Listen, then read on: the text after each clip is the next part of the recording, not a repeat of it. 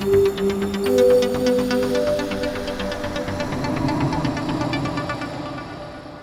afternoon. Today is September 29, 2020, and it's a big night on television where President Donald Trump and Vice President Joe Biden are going to go through their first debate.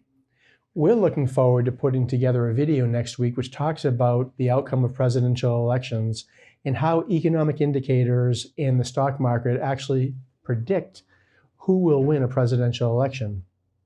My name is Michael Feiner, and I am the CEO of Feiner Wealth Management. And this is our Feiner Wealth Report for the week ended September 28, 2020.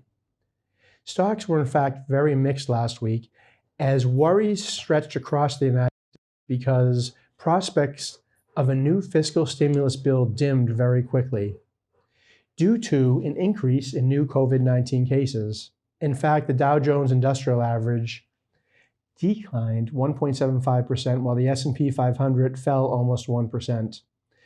The NASDAQ Composite gained 1%, though, and the EAFE index, which tracks developed overseas stock markets, slumped almost 4%. Dwindling chances of a federal fiscal stimulus, pre-election jitters, and worries over a second wave of coronavirus infections in Europe weighed very heavily on the stock market. The weakness in technology persisted. The Department of Justice proposal to curb legal protections for internet companies and require them to take greater responsibility for the content in their sites added to the sector's woes. Energy stocks were also hit hard on concerns of a slowdown in economic activity. The week wasn't entirely absent of good news, though. Investors focused on reports of new progress in developing a vaccine in the passage in the House of Representatives of a bipartisan continuing resolution bill to fund the government through December 11th. Absent any apparent catalyst, stocks rallied in the final days of the week, cutting some losses on major indices, empowering the NASDAQ Composite to a weekly gain, as we mentioned.